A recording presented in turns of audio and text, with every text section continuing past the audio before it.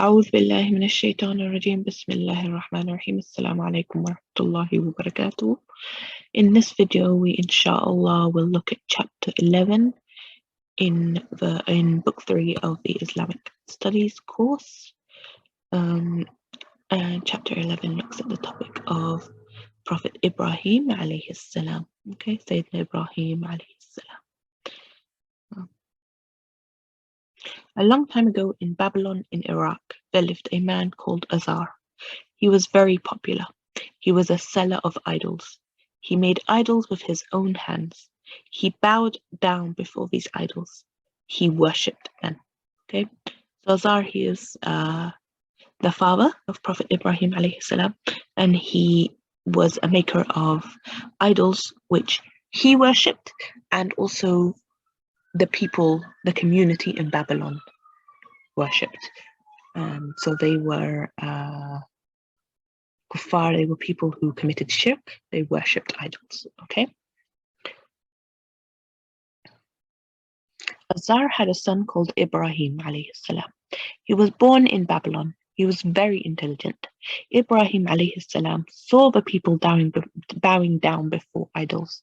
He was amazed. He knew idols were made of stone because he'd seen his father make these idols. He saw him turn stone into these idols that people were worshipping. They could not speak, they could not hear, they could not eat. He knew they could not help nor harm anybody. He saw flies sit on them. The idols could not send the flies away. Ibrahim alayhi salam saw mice eat from the food which lay before the idols. The idols could not stop the mice from eating this food. Okay, so he saw his father turn stones, these inanimate objects that could be seen anywhere, into idols. Okay, and he saw people worshipping them. He saw the people asking these idols for help.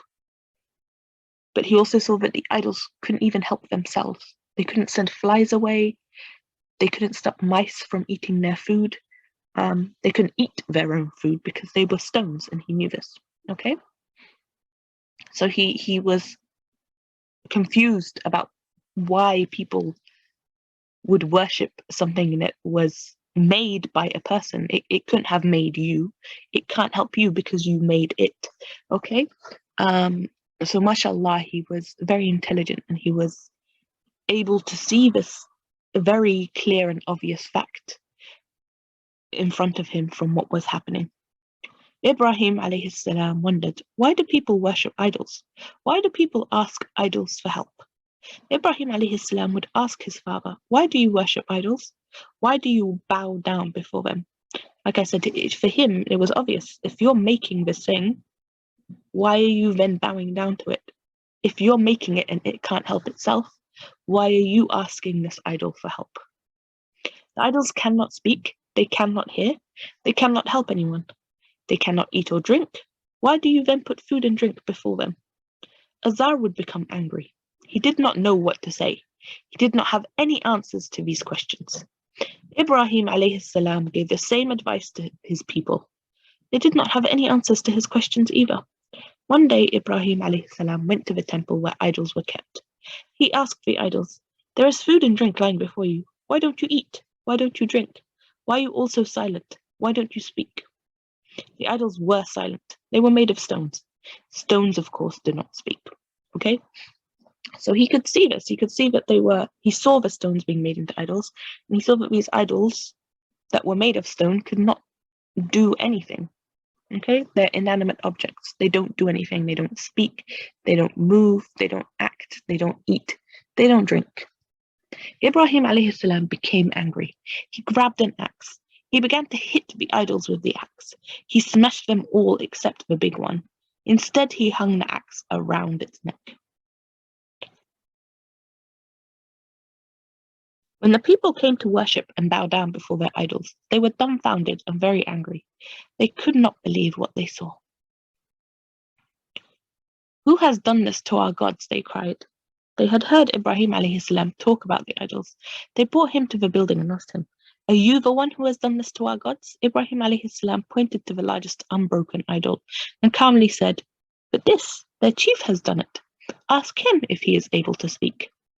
The people knew the idols were made of stones. They knew stones do not hear nor speak. They knew the largest idol was also made of stone. It could not move from its place. How could it break the other idols? The people were confused. They said, Ibrahim, you know that idols cannot speak. Now was the turn of Ibrahim alayhi salam. He asked them, how can you worship idols made of stone when they can neither help nor harm you? Why don't you understand? The people fell silent. They had no answer, but they met together. Ibrahim alayhi salam had broken the idols. He had insulted their gods. They decided to punish him. They lit a huge fire and threw Ibrahim alayhi salam into it. But Allah saved Ibrahim alayhi salam. He commanded the fire, be coolness and safety upon Ibrahim. So it was. Okay. So Allah was able to protect Ibrahim. These idols, they could not help or harm anyone. They could not protect the people. They could not protect themselves when Ibrahim alayhi salam destroyed them with the axe. But Allah, the one true God, the one creator, he helped Ibrahim when he was thrown into the fire by making the fire cool for Ibrahim so he would not be hurt. The people saw that the fire did not harm Ibrahim alayhi salam. They saw that the flames and heat did not harm him at all. He was safe and sound.